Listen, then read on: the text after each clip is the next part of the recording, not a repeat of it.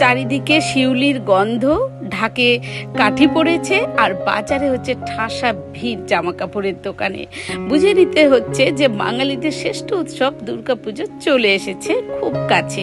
আর দুর্গাপুজোর সময় শুধু সাজু গুজু প্যান্ডেল হপিং ছাড়াও যেটা বিশেষ যোগ সেটা হচ্ছে গিয়ে খাওয়া দাওয়া।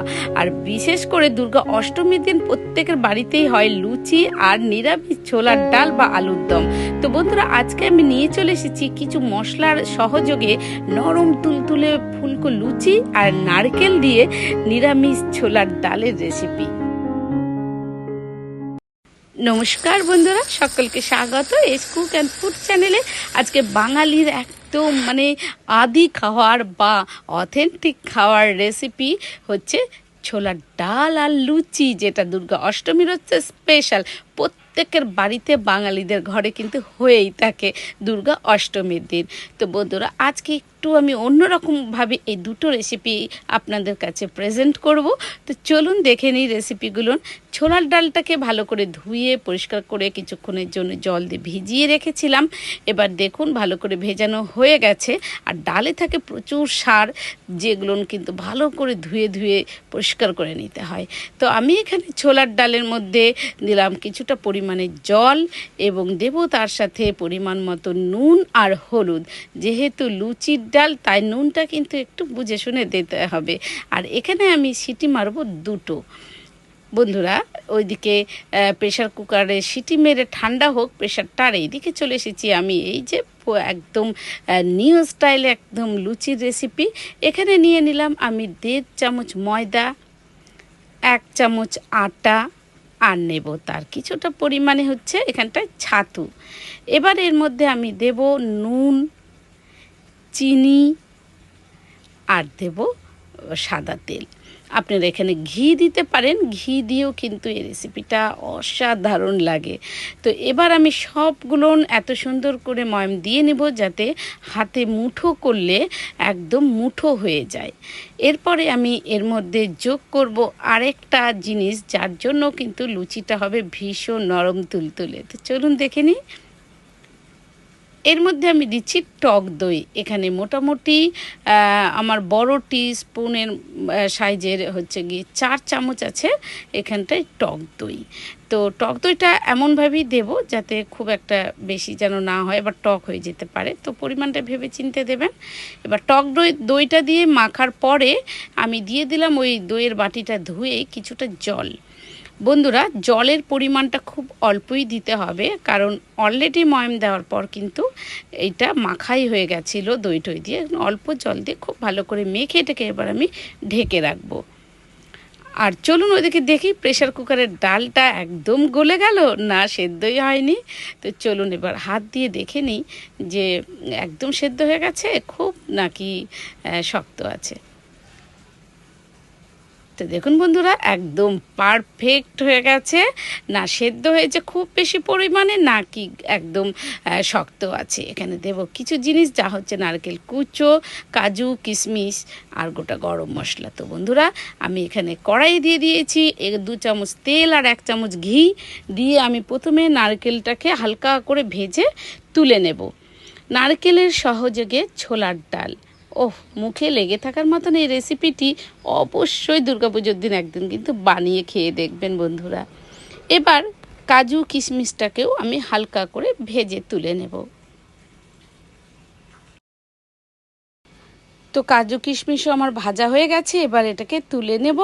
তুলে নিয়ে একটা পাত্রে রেখে দিয়ে এরপর নেক্সটে দেখুন বন্ধুরা, আমি এখানে আরেকটু পরিমাণে ঘি দিয়েছি আর দিয়েছি তার সাথে একটু সাদা তেল। এবার দিলাম আমি গোটা সাদা জিরে, তারপরে শুকনো লঙ্কা, তারপরে হচ্ছে গিয়ে তেজপাতা, এরপরে দিব হচ্ছে গোটা গরম মশলা দিয়ে আমি হালকা করে এগুলোকে একটুখানি ভেজে নেব। বন্ধুরা, গরম মশলা দেওয়ার সময় মাথায় রাখবেন যাতে লবঙ্গটা ছিটকে না গায়ে পড়ে, এটা কিন্তু খুব ভয় থাকে। এখানে আমি দিয়ে দিলাম গ্রেট করে আদা, বা আপনারা আদা কুচিয়ে দিতে পারেন বা আদা বেটেও দিতে পারেন। আমি এখানে জাস্ট গ্রেট করে আদা একটু দিয়ে দিলাম। দিয়ে দেবো এরপরে আমি টমেটো কুচি দিয়ে খুব ভালো করে মশলাগুলোকে একটুখানি ভেজে নেব যাতে টমেটোটা বেশ একটু মাখা মাখা হয়ে যায়। তো দেখুন আমার বেশ টমেটোটা ভাজা হয়ে গেছে। এরপরে কিছুটা পরিমাণে মশলা দেব, গুঁড়ো মশলা। সে কারণে আমি একটু জল দিয়ে নিলাম, কারণ ডাইরেক্ট তেলে দিলে মশলাগুলো পুড়ে যায়। দিলাম জিরে গুঁড়ো 1/2 চামচ, আর 1/2 চামচ দিলাম এখানে লঙ্কা গুঁড়ো। খুব একটা বেশি ঝাল করব না বন্ধুরা, কারণ যেহেতু এটা লুচির রেসিপি, একটু মিষ্টি মিষ্টি খেতে কিন্তু ভালো লাগে। তো দেখুন আমার টমেটো সব বেশ মাখা মাখা হয়ে গেছে একটা ব্যাপার। তারপরে দিলাম আমি কয়েকটা কাঁচা লঙ্কা চিড়ে। ঝালটা আপনাদের স্বাদ অনুযায়ী দেবেন। এরপরে আমি ডালটা যেহেতু একদমই জল ছিল না, তাই আমি একটু জল দিয়ে নিলাম বন্ধুরা। এখানে আমি কিন্তু প্রেসারে 2টো সিটি দিয়েছিলাম। তো 2টো সিটিতেই ডালটা না গলেছে না সেদ্ধ হয়ে গেছে পারফেক্টলি। তো এবার আমি ডালটা এই কড়াইয়ের মধ্যে ঢেলে দেব। তো আমি একটু কড়াইয়ের মধ্যে ডালের মধ্যে কিন্তু একটু গরম জল দিয়েছিলাম। দিয়ে দেখুন এবার খুব ভালো করে এটা ফুটে উঠবে। তো আমি এটা খুব একটা পাতলা করব না, আমি বেশ একটা ঘন থকথকে ভাব নিয়ে আসব। বেশ কিছুক্ষণ ফোটার পর আমি যেগুলো ড্রাই ফ্রুট, যেরকম নারকেল, কাজু কিশমিশ ভেজে রেখেছিলাম, সেগুলো এক এক করে সব এর মধ্যে যোগ দিয়ে করে দিলাম। এরপর বেশ ভালোক্ষণ আরেকটু কিছুক্ষণ ফোটাবো। ফুটিয়ে দিয়ে দেবো এখানটায় আমি 2 চামচ চিনি। চিনি যারা খান না তারা স্কিপ করবেন, বা চিনির বদলে যদি কেউ গুড় দিতে চান বা সুগার ফ্রি দিতে চান তাও কিন্তু দিতে পারেন। আর দিয়ে দিলাম এখানটায় আমি একটু গরম মশলা 1/2 চামচের মতন। ব্যাস আমার কিন্তু রেডি হয়ে গেল একদম নারকেল দিয়ে নিরামিষ ছোলার ডাল। এই ডালটা খেতে কিন্তু অসাধারণ লাগে, খুব টেস্টি হয়, ঘি টি সব কিছু পড়ে, যার জন্য কিন্তু খুব ভালো লাগে খেতে। তো চলুন, ডালটা হয়ে গেছে, ডালটা ঢেকে রাখি। এবার চলে যাব লুচির জায়গায়। তো এখানটায় আমার ময়দাটা বেশ অনেকক্ষণ ধরেই মাখা ছিল। এবার আমি লেচি কেটে চলুন বেলে নিই। তো বন্ধুরা বেশ কয়েকটা লুচি আমি বেলে নিয়েছি, চলুন এবার ভেজে ফেলি ফটাফট করে।